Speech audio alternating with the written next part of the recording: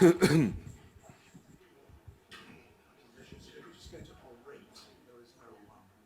no pictures. No pictures. That's right. Hello. Thank you for coming. Well, yeah. What's up? What's You up? often come to these. Really? Do you? Oh my goodness. Better ones, mostly, I suspect.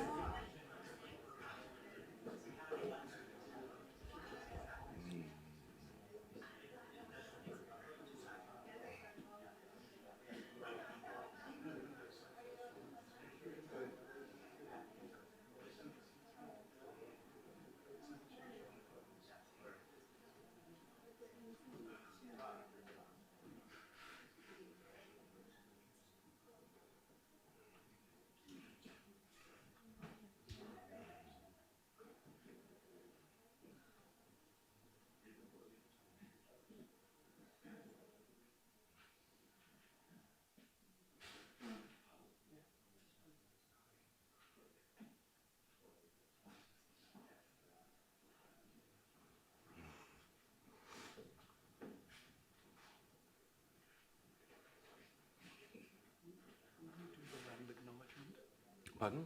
Oh, yes, I can do that. Yes. Okay.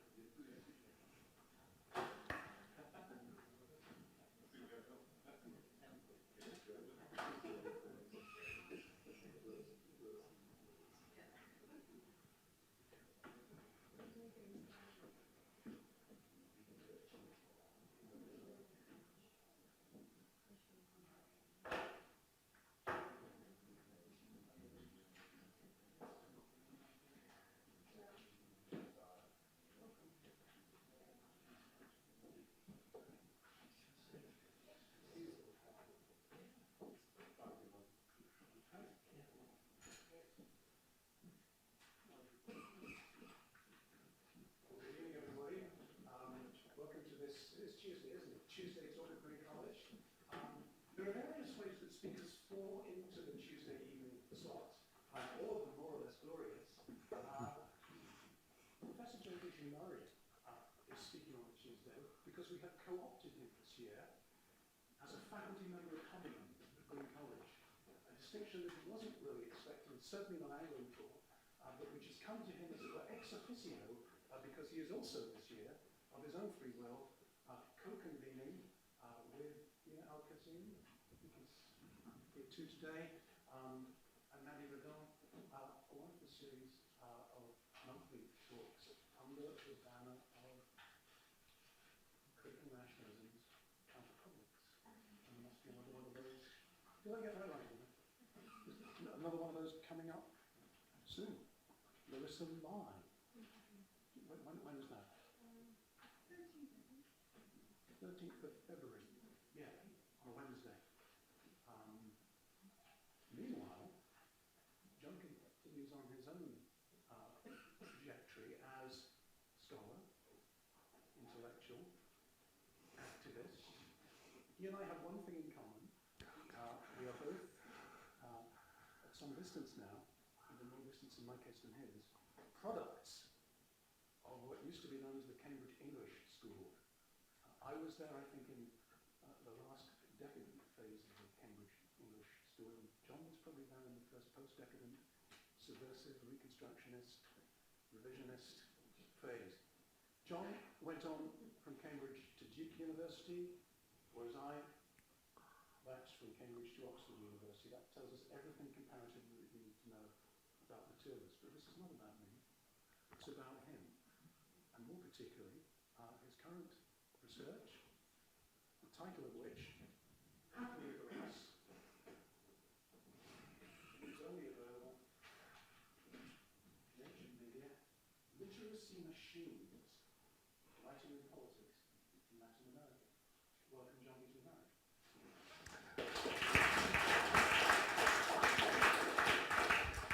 Thank you very much indeed. Thank you, Mark and Green College, for making this possible. I'm not often reminded of such things when I'm introduced, the shameful past of Cambridge University, but there we go. I also like the fact that on the posters it has me as Jonathan. There are basically two people in the world, my parents, who call me Jonathan, so it's all been sort of a throwback in some ways. I've been asked, and I'm happy to start also by by reminding us all that this university is built on the unceded territory of the Musqueam, Coast Salish, and Tsleil-Waututh peoples, and that we are here, I don't know what, despite the activities of a whole history of, despite and because of a whole history of conquest. Some of those themes I touch on in this book. This is a book I'm trying to finish. It's the difficult second book, I think. So I'm trying to follow up on certain things that I did in the first book, which is a book on political theory in Latin America, on post-hegemony, what I call post-hegemony. I won't go in great details what I mean by post-hegemony, but I will say that in this book that I wrote, that came out some time ago now, one of the criticisms was that it's a book about politics, political theory, which emphasizes what happens or the processes that happen essentially without us being fully aware or fully conscious of them. And I think about those in terms of concepts such as affect, so, emotions, the way in which we're moved despite ourselves, and habit, the way in which those kind of movements continue despite ourselves as well. And one of the criticisms of the book was that I don't say enough about discourse, right? About language, right? I'm endlessly talking about what happens unconsciously beneath language, and don't say enough about forms of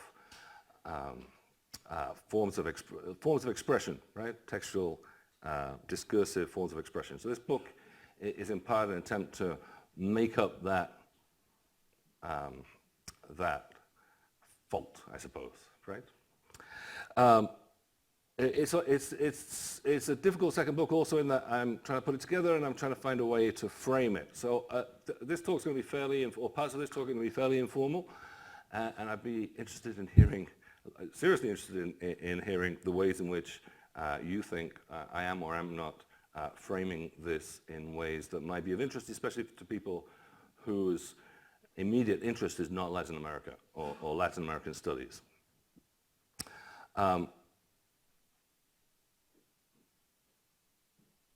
Especially insofar as it's a book that deals with a series of Latin American writers that to me are mostly canonical, but to most people that aren't necessarily well known outside of Latin America and outside of the region. So part of the problem is how to make others interested in these readings and in these authors and in what I have to say about that.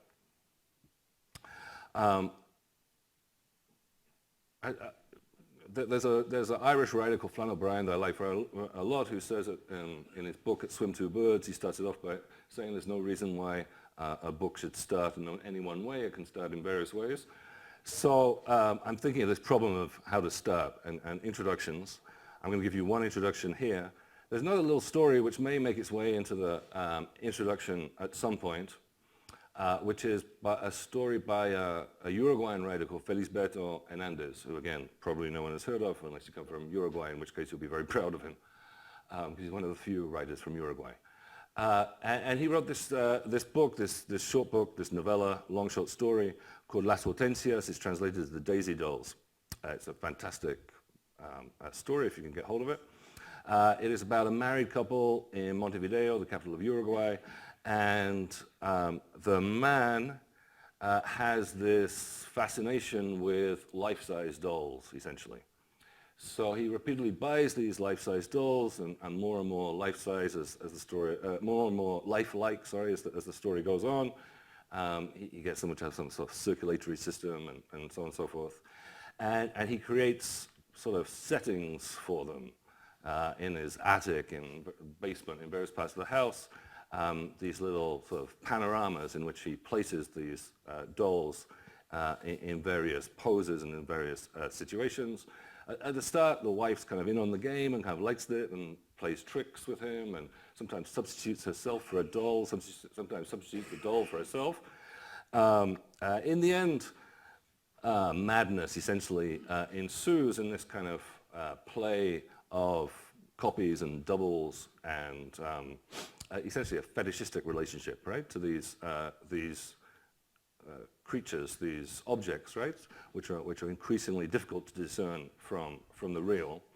But the interesting thing about this story, one of the interesting things about this story, is that throughout, at various points, the narrator tells us that there's this hum of machines, of factories in the background. And there's almost no discussion of what those factories are, what those machines are doing, what they're making, except at the very end, when the couple basically breaks down, the man is last seen wandering in the direction of the machines.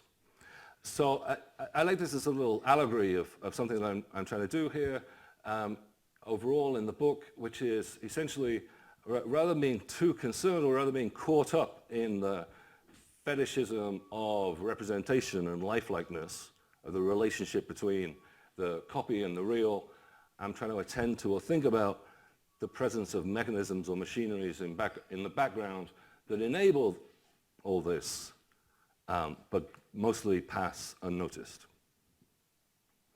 Okay, then I'll go to the introduction proper, as it were.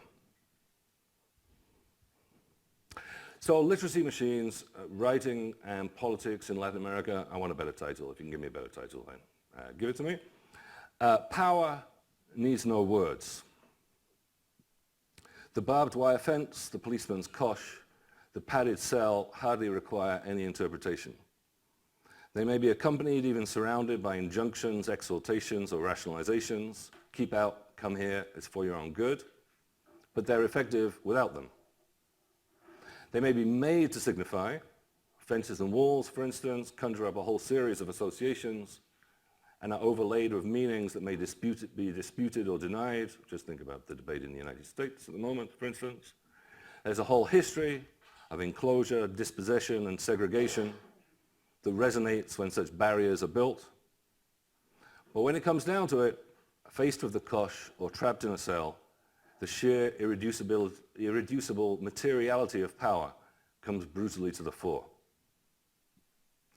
Here, power acts directly on the body, blocking it, bending it, confining it. Individual and collective bodies alike can be maimed, fragmented, or restricted by a force that seeks no justification beyond the sheer fact of its own existence.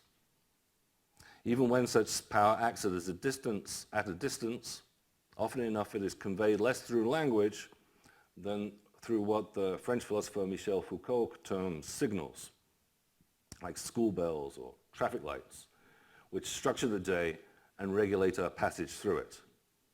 Is the question, this is Foucault speaking here or writing here, is a question not of understanding the injunction, but of perceiving the signal and reacting to it immediately. So there's not really a space for interpretation or decipherment. Repetitive training and hierarchized surveillance produce what Foucault terms docile bodies.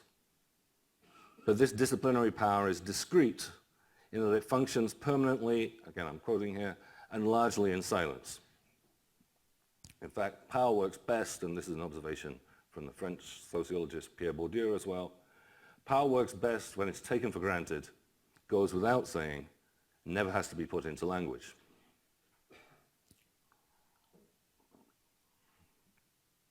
Similarly, resistance is also often expressed through the body in movement or mobilization.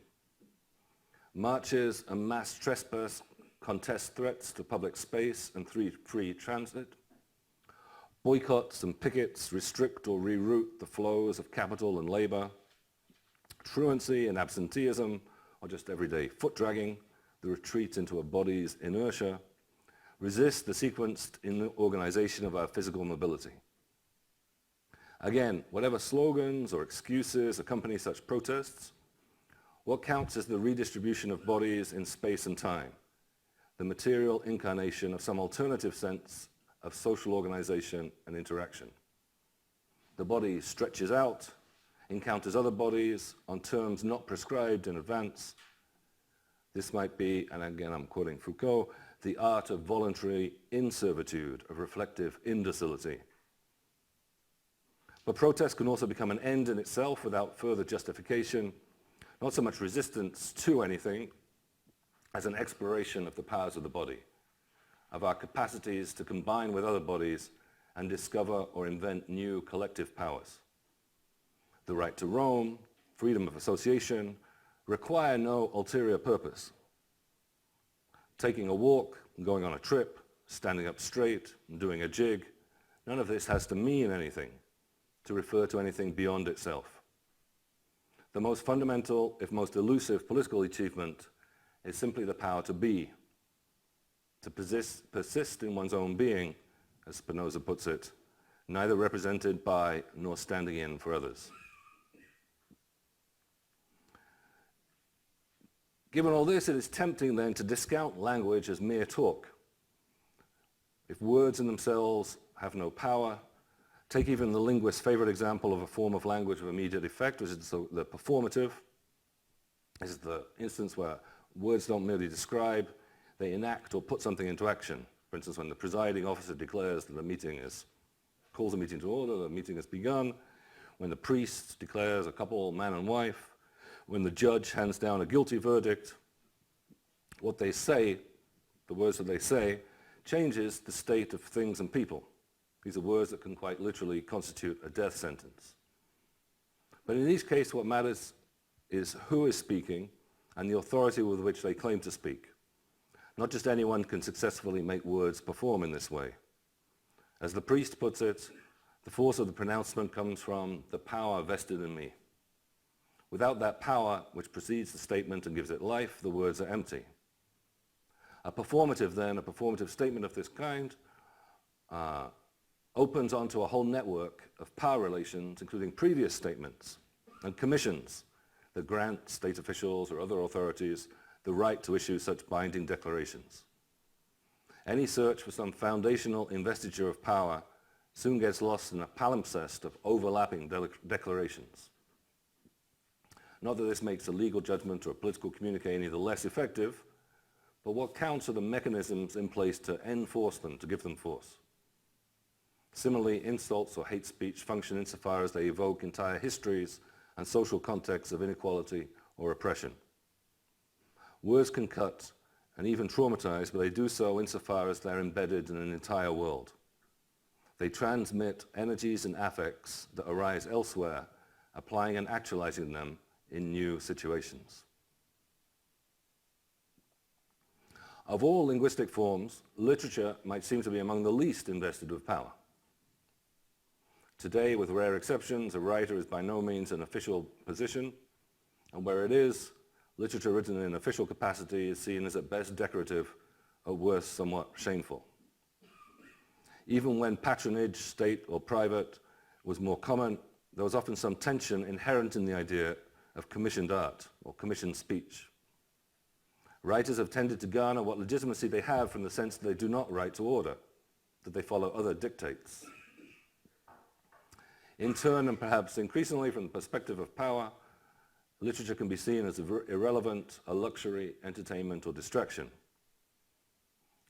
At best, it is presented as a mere reflection of processes whose driving force is always elsewhere, as holding up a no doubt distorting mirror to social reality, a second nature that cannot compete with the real thing. It is precisely on these grounds that art has been repeatedly condemned as the unwitting handmaiden of power. If novels and plays and poetry are frivolous distraction, then they may offer imagined resolutions to real problems that then go unaddressed. as a theater audience experiences the cathartic release of frustrated affect, for instance, this impedes the political work required to transform the conditions that give rise to such tensions. And if aesthetic production is in fact mere reproduction, a reiteration of the way that things are, this may naturalize the inequalities that structure the current order. So in some ways, and ironically, the more the literature or other forms of cultural expression are seen as derivative, the more they become a battleground as their critics see them as the location of a hegemony that combines with and anchors the coercive system that they so blithely reiterate or repeat. So critics of the canon, for example, challenge the hierarchies that go unspoken when, in Marx's famous phrase, the ruling ideas of society are also the ideas of the ruling class. If those ruling ideas are contested, it might be thought, then the balance of power elsewhere could also be upset. However ethereal literature may appear, at stake are the silent ordering of bodies and the material struggles that by their nature evade or resist representation. So I guess that's my little sort of nutshell version of, or one version of what might be meant by hegemony, right? The notion that art, insofar as, or literature or culture, insofar as it incarnates certain ruling ideas, also reinforces a particular social order. But literary texts are also the site of a sustained reflection on the relationship between power and language. From Cervantes and Don Quixote to Shakespeare, Austen, Flaubert, or Brecht, writers have been interested in the effect of reading on readers, on the relationship between text and audience, and on the possibilities and limits of linguistic expression. They've been interested in the effect of, they've been concerned with the ways in which words shape both perceptions and bodies. And they've tried to outline the place of language within broader mechanisms of control or mobilizations against it. Now, such reflection does not always necessarily, or even most interestingly, manifest itself, however, in terms of concepts or themes. As often or not, such reflection and experimentation takes place as a form of engineering rather than an attempt to propose or contest ideas. Literary texts reveal themselves to be crucial nodes in a complex social factory of discipline and resistance, habituation and escape, by which affects are shaped and shape us, habits are molded and diverge, and a multitude emerges, all well beneath ideology or consciousness. So here's me trying to sort of reincorporate or incorporate literary and cultural expression within what I'm saying, what I'm calling post-hegemony, which thinks in terms of affect and habit and these things that happen, take place beneath ideology or consciousness. So in the book as a whole, what I'm doing is I'm trying to reimagine and revalidate literature as an immanent machinery of affect, habit, and the multitude. I'm going to give you a little bit of a chapter which is on the boom, which is, I guess, the one Latin American literary movement that most people have heard about. It's the movement that gives us Garcia Marquez and Vargas Llosa and people like that. But I've also got a chapter on the Argentine writer Jorge Luis Borges, the Peruvian José María Arguedas. And in this chapter on the boom, I'm particularly interested in a boom writer that no one has heard of unless they're from Paraguay, because Paraguay is one writer whose name is Augusto Roa Bastos. I'll talk more about him later. So what I'm trying to do is to reread the Latin American canon, or at least a version of the Latin American canon, to explore how the transmission belts of power function, and, just as importantly, where they break down and open up to other possibilities. The choice of Latin American text is not arbitrary. So in Latin America, this is a region where literature and power have traditionally been seen as inextricably co-implicated. In the colonial period, right up to the early 20th century, writing and power went hand in hand, first as the European conquistadors and colonial administrators justified imperial expansion in terms of the civilizing qualities of written text. There's a famous so-called incident at Cajamarca in what's now Peru, where Pizarro meets the Inca Atahualpa, and the priest goes forward with the Bible, right, as the symbol of European civilization, the possession of the letter, the possession of the written letter of the book. It says this is the word of God. Atahualpa, according to the story, puts it up to his ear, says, "I hear nothing," throws it down to the ground, and this is all a justification for the conquest that follows. This is the sort of founding justificatory moment. And then later, the Spanish Empire was established a whole system of so-called letrados, the lettered ones, who served as the elite bureaucrats, essentially. And then in the 19th century, post-independence,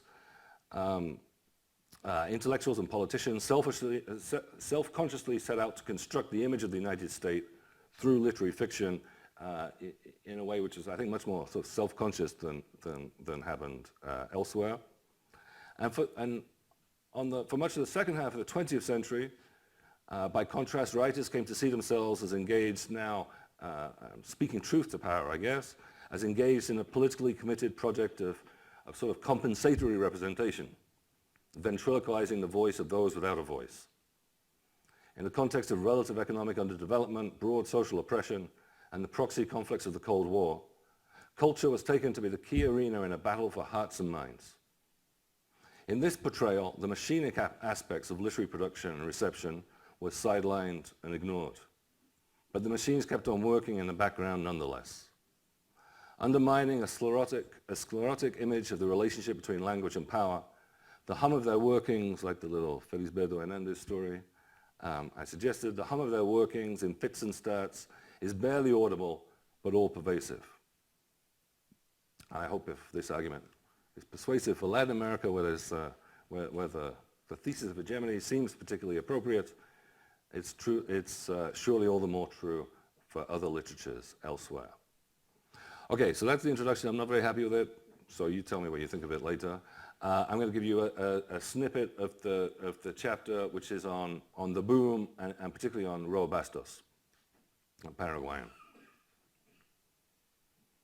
So the boom was this movement, I guess, it's dated more or less from the early 60s to the mid-70s. It gives us 100 years of solitude and so on and so forth, which I'm also going to talk about. Boom.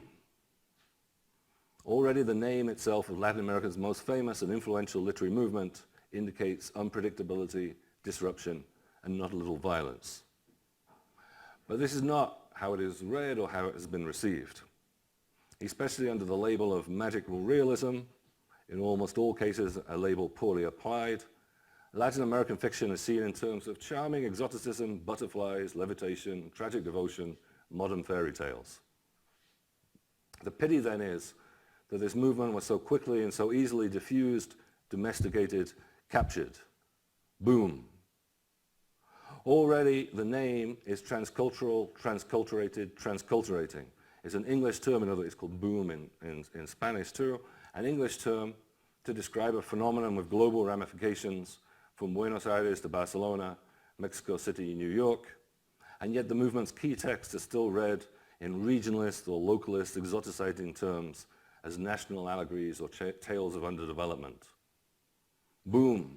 The name is onomatopoeic rather than signifying, interjection rather than sign, does not so much refer to something elsewhere as it reproduces a sensation here and now. Its impact is intense and effective, a matter of feeling and the body rather than interpretation or consent. So I'm trying to reclaim the shock, right? Or the possibility of shock here. And yet our reading of the movement's authors is endlessly wrapped up in issues of representation and representativity. In fact, there's nothing natural or organic here. Rather an explosion that shatters boundaries and sows disorder before we even have time to catch our breath. I want to give you a picture of the boom as a mad machine or volatile conjunction of machinery that works always by breaking down in fits and starts, setting off a chain reaction that multiplies and resonates with an entire multitude. What a mistake to have ever said the boom, as though it were once and once only. As the French philosophers Gilles Deleuze and Félix Guattari put it in another context, Everywhere it is machines, machines driving other machines, machines being driven by other machines, with all the necessary couplings and connections. Everywhere they fire and discharge, detonate and recompose something new from the pieces. Boom. Take the famous opening chapter of the most famous boom novel of them all, 100 Years of Solitude. It's littered with contraptions and devices of every shape and size. Some of you may have read this book. It begins with a famous sentence about many years later, Colonel Ariano Buendia remembered the day when his father took him to discover ice, and this notion of the young child of his father going to see the contraptions that the gypsies have brought to the small town of Macondo, isolated in the Colombian coast. They're brought to the small town of Macondo by itinerant gypsies. They're telescopes and magnifying glasses, magnets and flying carpets. And I'm quoting here, this is the longest quotation. And the multiple use machine that could be used at the same time to sew on buttons and reduce fevers, the apparatus to make a person forget his bad memories, a poultice to lose time, and 1,000 more inventions, so ingenious and unusual that the town's founder and patriarch, José Arcadio Buendia, must have wanted a memory machine so that he could remember them all. In an instant, they transformed the village. Now, some of these things described here, of course, more mechanical and perhaps others more magical. But the point is that they're all treated more or less equally as examples of mechanisms and apparatuses that both expand and frustrate human desire. Indeed, they have their own force and their own energy. The gypsy leader Melquiades points out that things have a life of their own. It's simply a matter of waking up their souls. Caught up in the whirlwind of novelty, José Arcadio happily installs an alchemist's laboratory in his own home. And it's this space that becomes, as well as laboratory, workshop, and eventually archive, that's the hub or engine room of the book's fictive universe. However much for long periods it's forgotten, sealed up, ignored. For this liveliness of things, this notion that objects have a life of their own, continues whether or not we realize or acknowledge it. Collectively, house, town, and family in the book are no doubt best understood as an assemblage or set of assemblages that variously channel, filter, reproduce, transform, and magnify energies and broader social forces through the mediation of a complex set of smaller parts, buildings, rooms, people, body parts, animals, household objects, whose interaction is frustratingly predictable at times and utterly novel at others.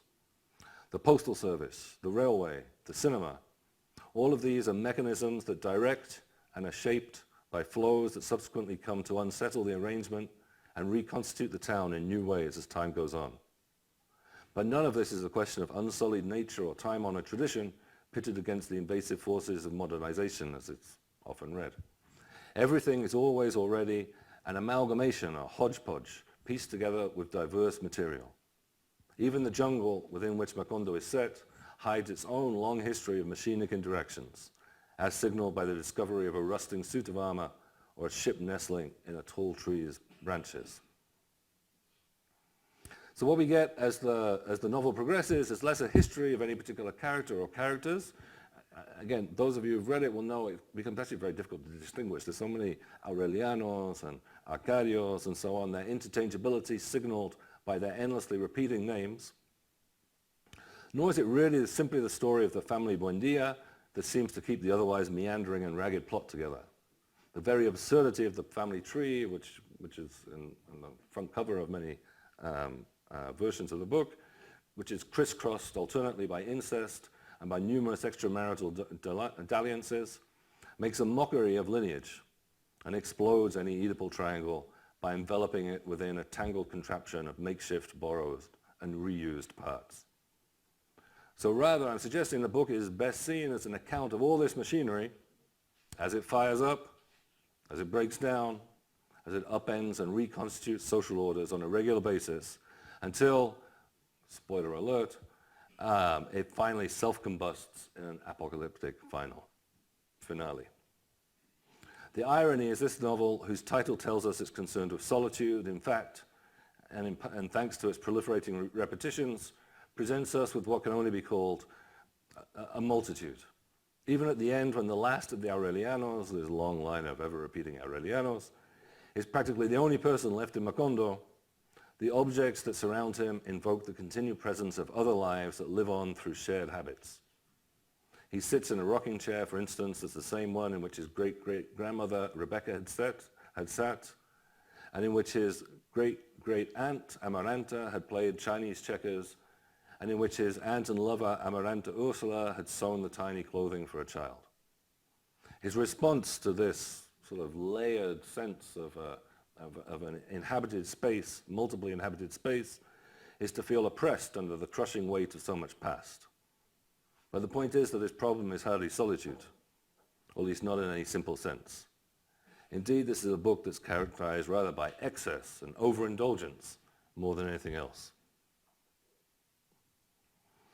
Okay, I'm going to make a switch. I'm aware that time is going by, but I want to tell you a little bit about Raul Bastos. So that was about Garcia Marquez, with whom you may or may not be familiar, or a book with which you may have been familiar. Raul Bastos, you've been less familiar with. He's Paraguay's great writer, Paraguay's only writer, essentially. But he's interesting for a number of reasons. His first novel, called Hijo de Hombre, Son of Man, for lots of people is the first novel of the boom. And his last novel, a later novel, it's not actually his last novel, a later novel, which I'm going to talk about now, Aida Supreme, or Yo Supremo, is often thought of as the last novel of the boom. So he sort of begins and ends the boom. So he's kind of interesting for that. Aida Supreme is an extraordinary book, very long, very difficult, but it's probably the best book written in Latin America in the 20th century. So you should go and read it. It's his most sustained reflection on machine and multitude and representation. The plot, in some ways, is simple enough. It's set during the rule of the real 19th century Paraguayan dictator whose name was José Gaspar Rodríguez de Francia, otherwise known as Dr. Francia.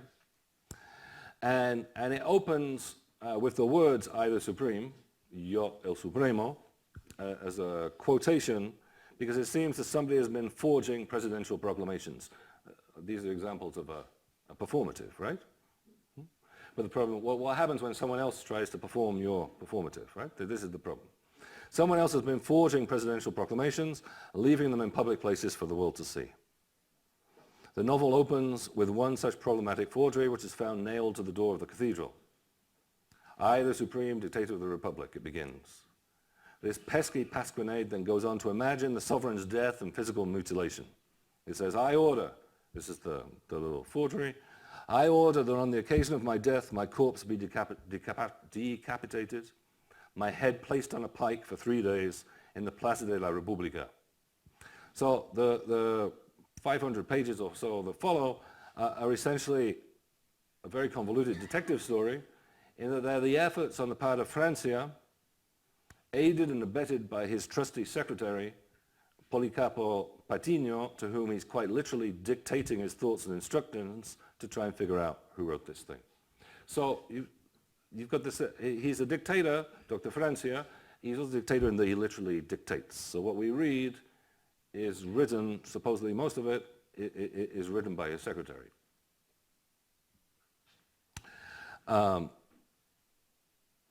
Patiño, the secretary, is ordered to start looking for the perfidious scribbler, and the book as a whole is an account of the attempt to track down the treacherous impostor, who has dared to parody by copying the written authority of the head of state. But of course, I don't know, of course, but things do not end up being quite so simple. In line with the fact that this is a novel that refuses resolution or settlement, with, spoiler alert again, we never find out who, if anyone, committed the crime. Indeed, it becomes unclear what the crime may have been in the first place. For the investigation into this scurrilous activity is soon waylaid by an inquiry into what is always scandalous about any writing. Pay attention, Francia tells Patiño. We're going to scrutinize together the secret of writing. That's early on in the book. And so what we get are a series of digressions in a patchwork of genres that circle around questions of authorship and authority, history and power, violence and legality, trust and representation. More spoiler alert, the novel's last page then contains a note reflecting on the pages that have gone before, and remarking on the fact that the story as a quotation, the fact that the story that should have been told in them has not been told. Yet by this point we doubt there is ever any one story that should have been told, let alone whether it could have been told in the first place. By this point the entire representational machinery has been exploded, boom, and the book can only plead for the characters and facts it contains and their supposed right to a fictitious and autonomous existence, by appealing, and these are the novel's concluding words, to the no less fictitious and autonomous reader. The machine, there's a machine. These machines are literal as well as figural. There's a machine at the heart of either supreme. Of course, it's the pen.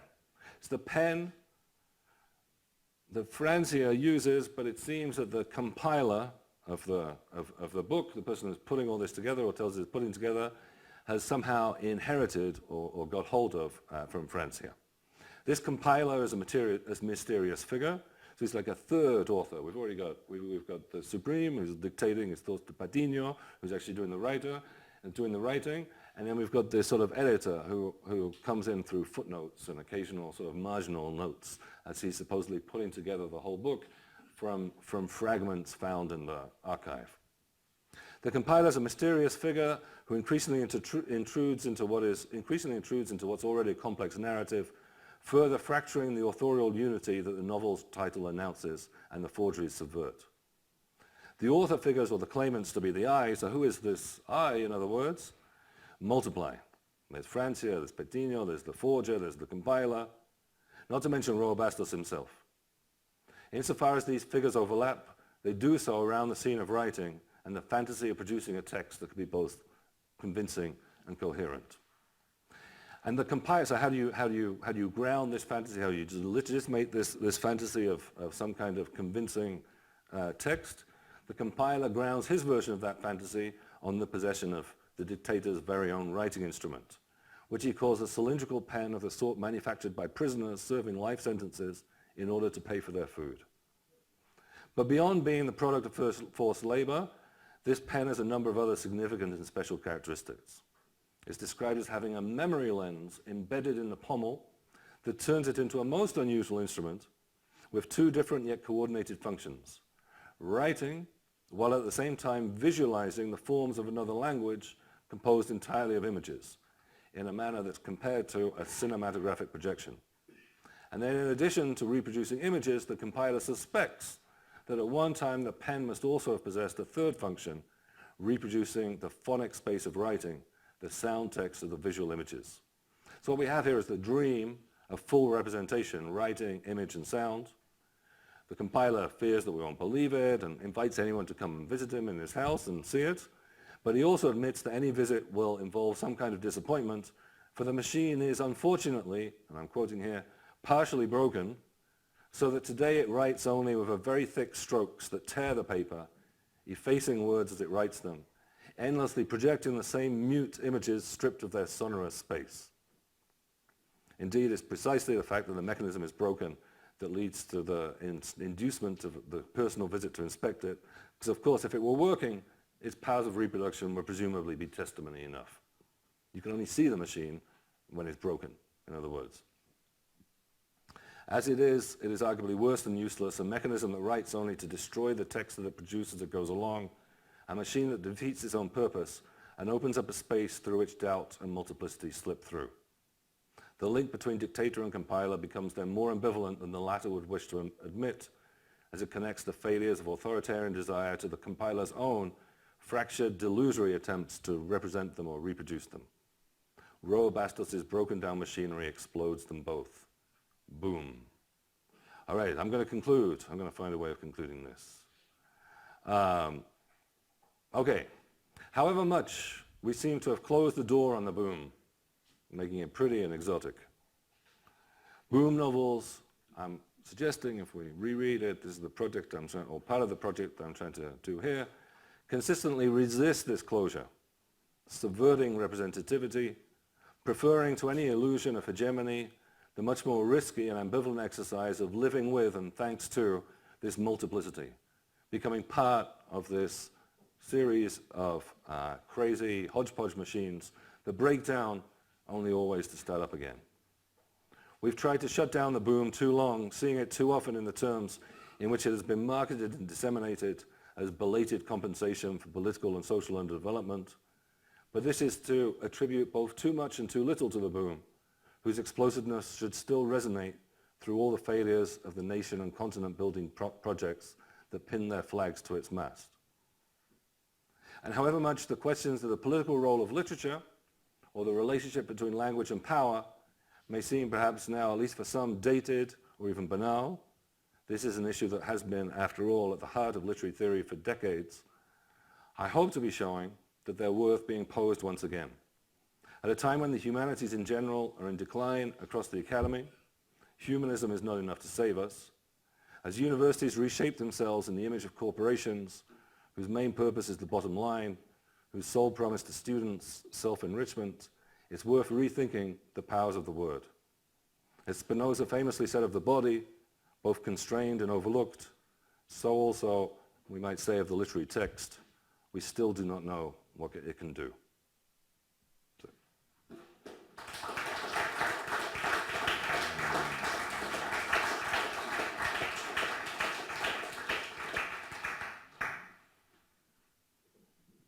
don't often have high-octane literary critical, literary theoretical talks here at Green College. We've had more this year thanks to Jon Beasley-Murray's hospitality. Here was another. Let's get this machine running. Who wants to throw a spanner in the works?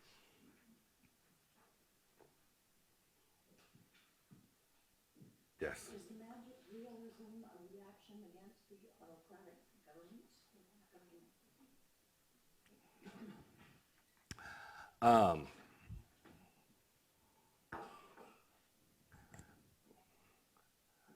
I think it's been presented as that.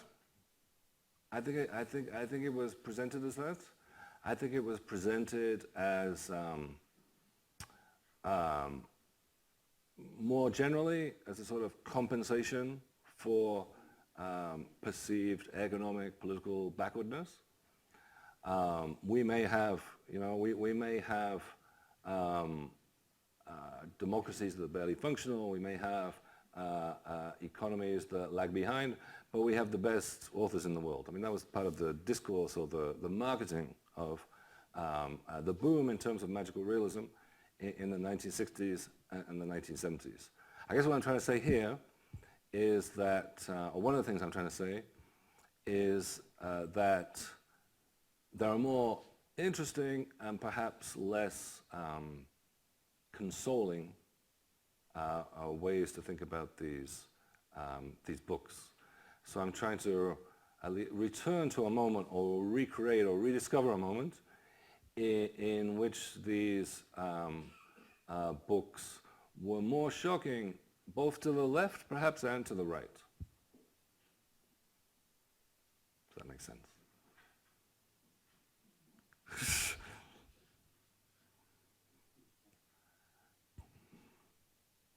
Prior to coming here, just wondering what you were doing something about. It seemed that one of the negative examples of what a literature can be political is the actions of the authorities. The number of writers, the number of novels that have been increasing for those because of the dark side's conception of the powers of those books. And in that act, are they not therefore exercising, both sides' power relationship is kind of. But I guess the challenge, so the machine, intervention, no. Where would that come from? Logically, machine. Sorry? The machine, etymologically, what? I don't know. I think contrivance. Uh-huh. Yeah, which comes from convention. It seems to always this conundrum of how we would make critical sense of representations when we have to use the contrivance itself. Understand that.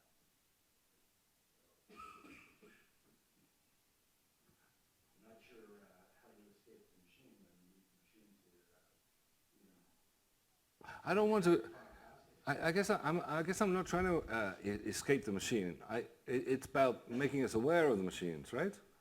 And not that the machines are good or machines are bad, but machines are there. Again, if think to the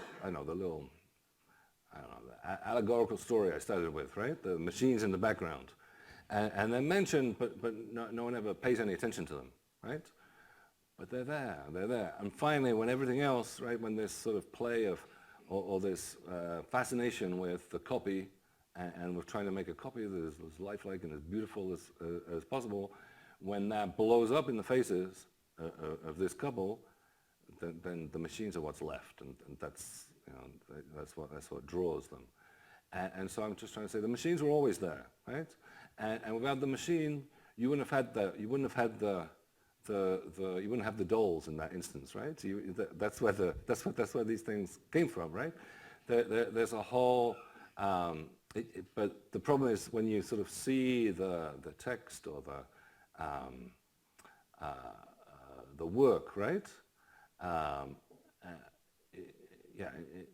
Not quite in isolation, right?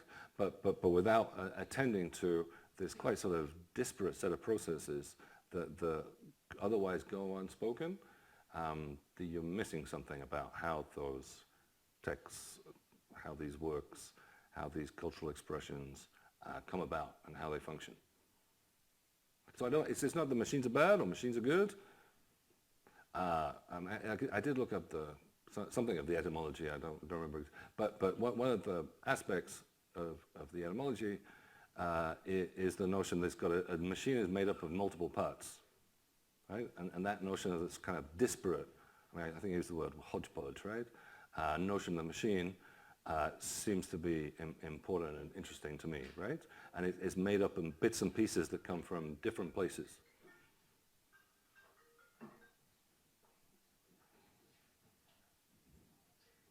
Thank you, John. It's an ambitious project. So my question is to follow up on the machine thing. So we're talking about the etymology of the machine, and we're talking, it seems, about machines. And so this raises the question of the metaphoricity of the idea. You said that one of the subversive hegemonic dimensions of literary discourse is non-representational aspect. Right? Mm-hmm. So then, how does the metaphor of the machine fit in then with your claim that it's working in this non-hegemonic way? That's a question, right? To what extent are you talking about machines and not about this book, and therefore repeating the fatal flaw of your first book? And then but then presumably if you quote something like Deleuze and Guattari, this is a comment very much in the style of Jon Beasley-Murray, the attacking question. So it's not really me talking; it's Jon talking to himself. But then if you quote someone like Deleuze, he's also working on a conceptual level, right? He's not necessarily talking about mechanics, right? So then maybe there's a conceptual dimension that's not metaphor. That's opening the door for you to say your argument. If this is what it's like being attacked by me, it's not so bad. I think there's a good question there. There's lots of good questions there.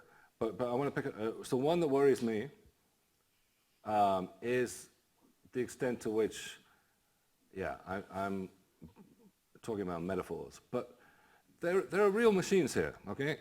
So there's still representations of machines, right? But there are, if you start reading these books, looking out for machines, they're all over the place.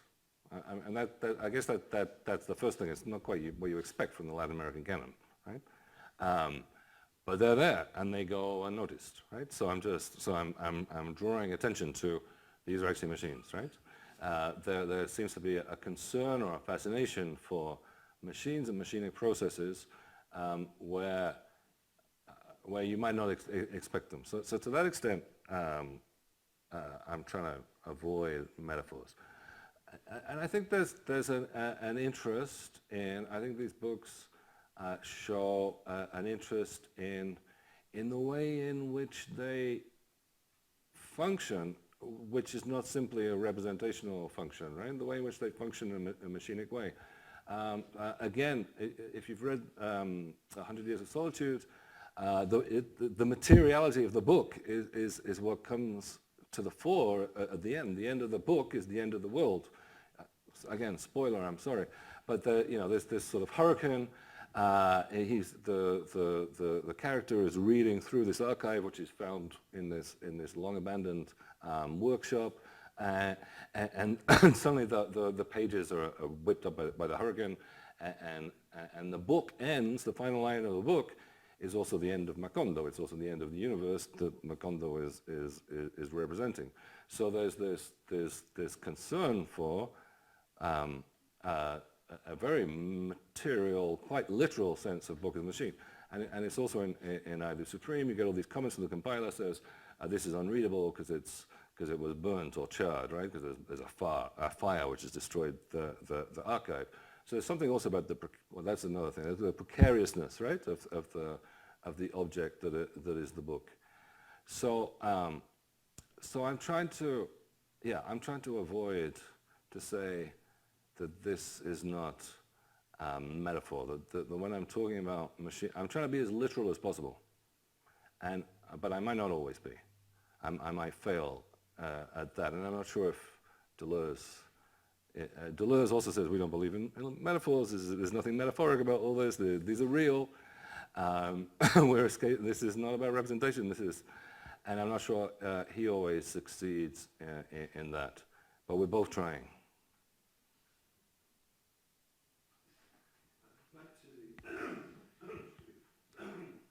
Back to the power-knowledge relation we began, because of yours too. I was struck by you returned to the concept multitude a number of times, and so we need some more explanation about how that concept, how that explicates or helps us to understand this relation. Yeah, and I talk about the notion of multitude. A simple way of thinking about it is how is the multitude is a form of collectivity, a form of bodies coming together, which doesn't accord to certain forms of sort of preset, I don't know, identities or boundaries. So the easy sort of differentiation is multitude against the people, right? So people is defined often in terms of national boundaries and so on and so forth, and given sort of positive characteristics. I don't know, the Argentine people are whatever, I don't know what, honest and loyal and hardworking or something, et cetera, right? Or as, or in terms of how a people is disparaged by other peoples and so on, right? But it's a people as a sort of bounded set of a bounded collectivity determined by their relationship to the state, right? And so I'm interested in the multitude as another way of thinking about a collection of bodies that is characterized more by a kind of ragged border, right? To which you can always add more, and the character of that group changes as a result, and which is not bound necessarily by, for instance, national boundaries, especially.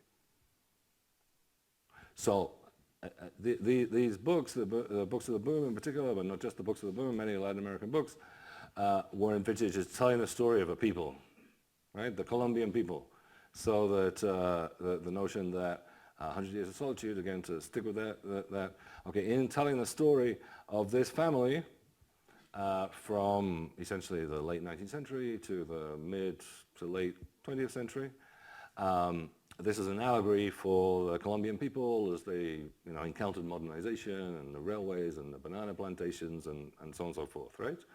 So that this is really a book about Colombia and Colombians. And so I'm saying, well, actually, that doesn't work very well if you actually read it. I mean, like this is a mixed-up family. From the start, there's always extra pieces in, right? The boundaries or borders are always porous. So I guess I say, if we want to think about that kind of multiplicity, that group, right, of bodies, of disparate bodies not defined by a sort of preset identity, the multitude is the term that I'm using to understand that.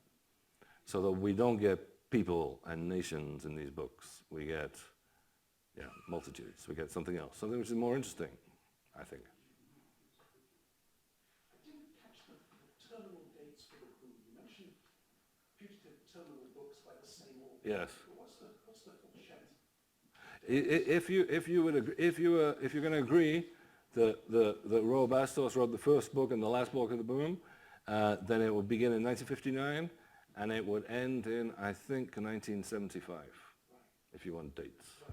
So, I mean, there's a flashback effect here, and I'm telling us about this project, which you adverted to just as you were closing. You and I can agree on this, even if we agree on nothing else. You're actually taking us back to a moment of critical ambition when we were young. 59 to 75, you were very young. But this was that surge of late to postmodern fiction, which encouraged the surge of postmodern to post-postmodern literary theorizing, which we grew up with. And one of its effects, as you reminded us with your cocktail of French theorists, was to create a certain excitement around this newly emergent idea of, well, what people tended then to call textuality. I mean, in one classic formulation, it was releasing the unaccountable power of the text from the hegemonic, oppressive, theological confinement of a certain idealized total book. That's Derrida, of course, who late in his career got kind of Deleuzian and played with machines as well. So I'm interested in this recuperative move of yours. Before tea, I was chatting with a friend of Kristen's, another resident member of Queen College, who's in the School of Library and Archival Studies, and she told me she was doing a project on machine translation. I said, how retro? I mean, everything's digital and cyber, and you're talking about machines? How 19th to 20th century, how industrial to late to early post-industrial. The machine in the background was one of those captivating figures of literary modernism. It was T.S. Eliot's assertion, wasn't it? That the sound of the internal combustion engine in the background has changed our sense of poetic meter forever. You just can't write poetry the same way anymore now that we've got these infernal machines chugging away in the background. And so there's the rise of this post-romantic, and actually in Eliot's case and others, anti-romantic confidence, faith in some kind of literary potential to defy this industrial logic, technologic, and all its discontents. And we've been reprocessing that hope, metabolizing it at generational intervals, it seems to me, ever since. And there was that great moment of hope and excitement, revolutionary hope and excitement that we identify with names, some of us do, like Derrida, Foucault, Bourdieu, Deleuze, Guattari, the rest, which lasted just long enough to get to grad school. And you're trying to bring that back because you think there's still life in it, and it makes beautiful sense, just as Derrida's readings of Borges make beautiful sense. It all seems to fit. Instead of trying to find the ghost in the machine, you kick out the ghost and you hold onto the machine, because the ghost is mystification, it's a cover for ideology, and the machine is where the value, the excitement, the mechanical advantage for reform, real progress might still lie. And that's why we need to go back to those texts, and that's why we need to recuperate this way of reading, which, because we've got caught up in so many other critical practices, cultural and critical strategies, since you and I were young, we don't see with the clarity we once did. Jonathan. Or is that pushing your point too hard? I mean, I think, I get a lot of what you're trying to say. The machines are still there or here, right? Or maybe they're not here. They're on the U.S.-Mexican border, right? They're in southern China, right? I mean, we may think we've entered some kind of post-machine age, but you know, all these things that we depend upon are made. We've entered a post-literature machine age, but the literature machine is no longer good for anything. Right. It has no mechanical advantage, isn't chugging anymore, won't start, is broken down and useless. And you're saying, no, look, the literature machine is still running. I can hear it. Yeah. Listen, unlike Atahualpa, who couldn't hear anything running in the Bible, you're saying, look, shake this book that I'm shaking for you. You can hear the machine. That's a radical intervention at this point, because it's like a quarter of a century out of time. And I'm very excited about it, but I should back off again, because you can want this kind of zealotry.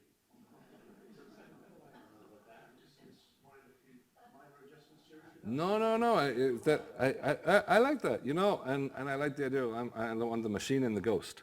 But no, it's true. I think we've done, and we continue to be doing, you know, ourselves and our students a disservice often in the way in which we've come to present literature.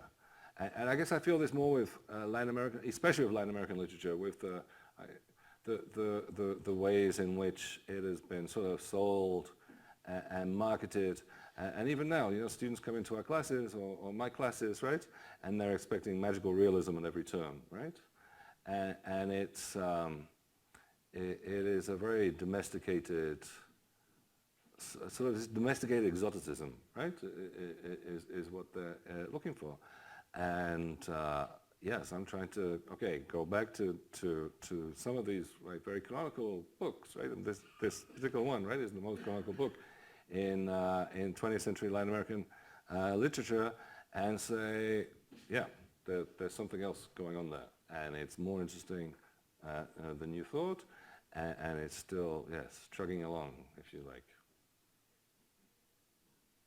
John.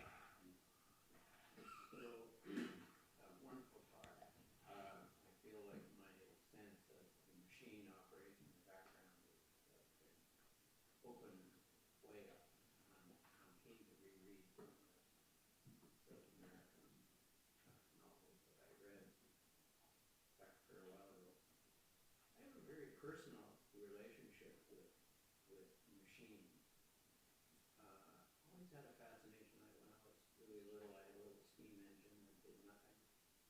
Just sat on a deck and ran. When I was 17, I bought a sports car and I rented a double garage and I took the whole car apart, knowing nothing about cars, really, never done that. And on one half of the garage, I had these little squares of cardboard and all these bits, you know, the multitudes of things that come together, and basically by some magic I was able to put them back where they came from, and the car ran, you know, better after that than before. So, but it's been a very, it's not an allegorical or a metaphorical relationship. It's very immediate. I feel the internal combustion. I've always had great affinity for it. But now I sense a machine. This feels like much bigger. And so I think I'll be looking for the machine in the background. Yeah. Oh, thank you. I'm just wondering if you are thinking of machine. I looked it up. Somebody said, what's the etymology? So of course I've got this flourishing machine right here. And so But I was thinking, well, the machine is just something we put together in order to do something. Like it's part put together to accomplish a task.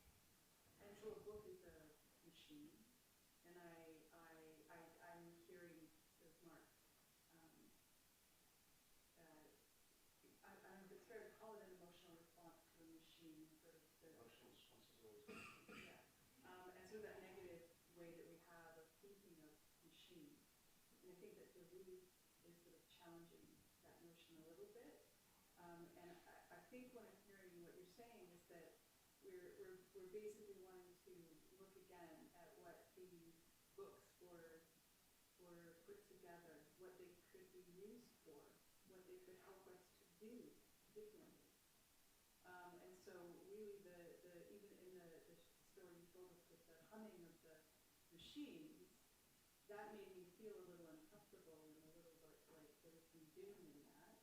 But I think there's something there, like the machine being something that we can rethink it, and we're looking back at, these are not just merely political effects that explain a moment in time, or that the government can use, or whatever, they can use to contain what we can get from what has been accomplished in that past, and what continues to be accomplished as it's used again and again for all the various tasks that we have ahead of us as human beings.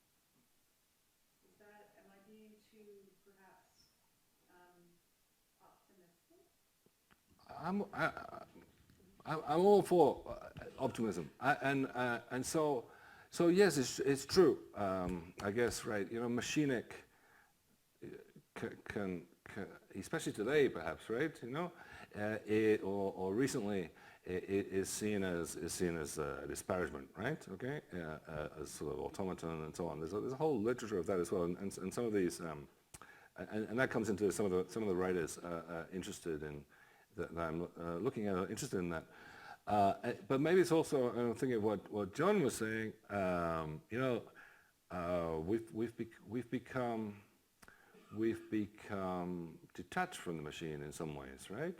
I'm both physically detached, like the geopolitics I was talking about, the fact that these devices that we have now are now made in this kind of elsewhere. And the fact that they're literally things that we're not to open up, right? We're not to take them apart and put the little bits around, right?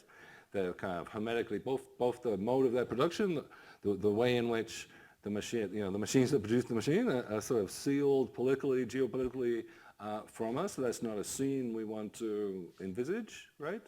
And then they themselves are sort of hermetically, we're sealed up from our inspection.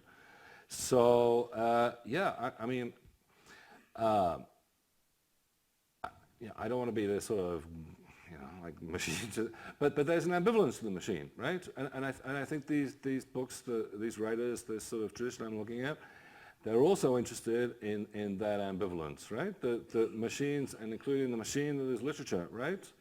The way in which, yes, the book and writing, especially in Latin America, has been the handmaiden of power for 500 plus years, right? But then also at other times it's been thought of as this side of some kind of resistance. It is not the one, it is not the other, it is both, right? But if we learn how, or if we think or rethink how the machines and the book is the machine and the literary apparatus of the machine work, we might have a better insight onto the whole process.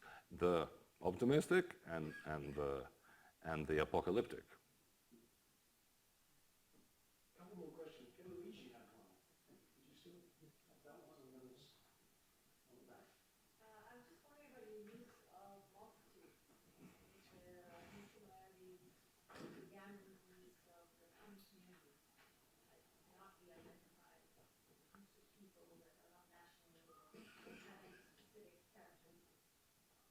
You are the expert on the coming community, not me. It's a long time since I read that. I hope so. I hope so. Yes. But you are much more familiar with that book than I am. So could you just go over again the multitude, a group of people, Bodies, right? bodies, right? That cannot be identified, or can they? Or can they at moments and then they transform to other? Well, but they don't. There's no preset identity, right? And that with more connections, right? This is again like machines. It's all about what you stick into it, what you plug into it, what you add to, right? Then the nature of that collectivity changes, right? So it's sort of dynamic, and the notion that and therefore also the notion of a form of futurity, right? So presumably links to the notion of the coming community there. Okay, all right. Okay, well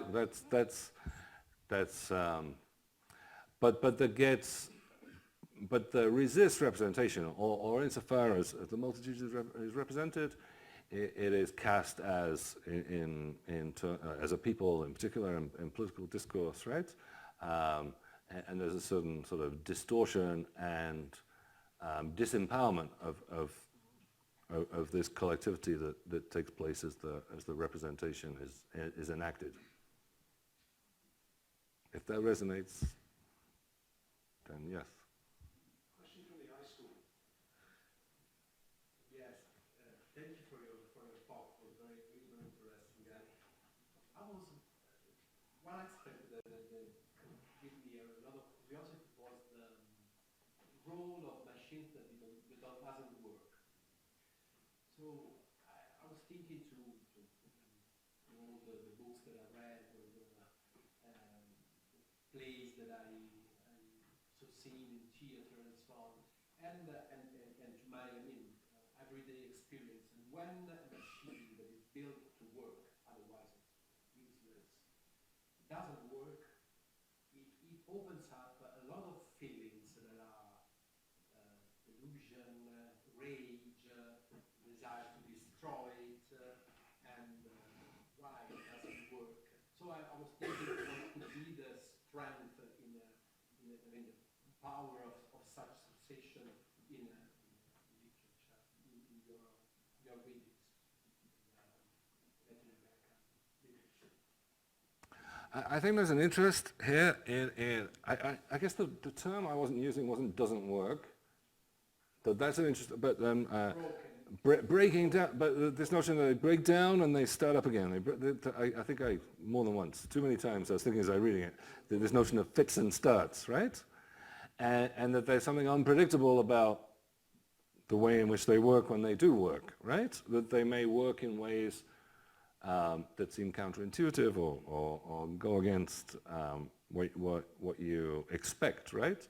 Or that they don't have a function at first. And again, that's just to go back to the scene in 100 Years of Solitude, right? All the machines that the gypsies bring against ice. And it's like, what do we do with this? We don't know, right? We've got to find a function for it, right? So in some ways, these machines often, right, precede the functions that they're given, okay? Or the magnet and so on. There are these other issues of that.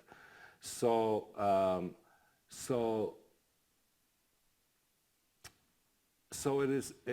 there's not a sort of perfect, or that's part of the interest, right? That there's a sort of imperfect relationship between the plan and the machine, right? The intention and the machine, what you expect the machine to do and what it actually does.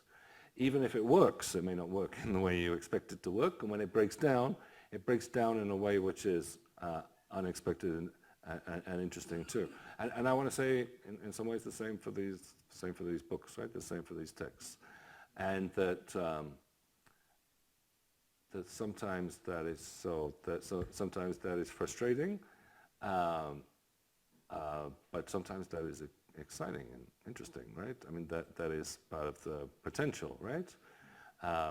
When you find that the machine breaks your expectations in some ways and doesn't fulfill what you expected it, doesn't do what you expected it to do. You can carry on talking. The reception just across the way. I should tell you now straight out loud and clear that the next talk in the series that Jon and Dina host on Wednesday, February the 13th, will be a machine. It's It's a poem, I think, about a machine. The poem is called Iron Goddess, Goddess of Mercy. I suspicion the Iron Goddess may at some level be a railway train on the Canadian Pacific Railway. The long poem, of which that is the title, by Larissa Lai, will certainly be a literary machine. So do come along and see that set, hear that set in motion on Wednesday the 13th. Jon, you have given us That much. here? That's here, unusual place, but on a Wednesday. Come the day before, whatever's happening there too, and come again the next day. You've given us lots to think about. You've given us back the books that we can still think with, even when we're reading online. You probably remember at some level of your being the very first sentence of one of the founding books of Cambridge English, I.A. Richards's Principles of Literary Criticism, 1924, is a book is a machine to think with. I think he's quoting or half quoting, and I've never figured out who he's quoting or half quoting.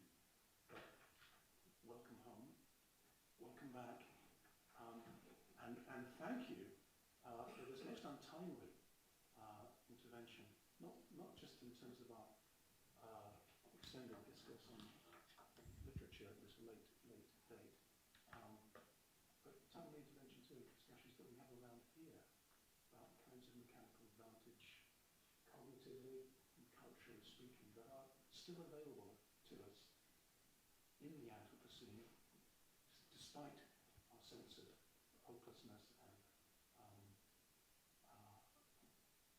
resourcelessness. So for that, much thanks. Good luck with the book, and if you have got punctual suggestions for improving this difficult second book, let Jon know over a drink.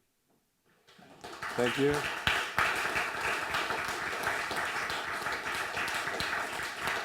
Yeah, do come to Larissa Lai. As you point out, Dina and Maddie are the main drivers here.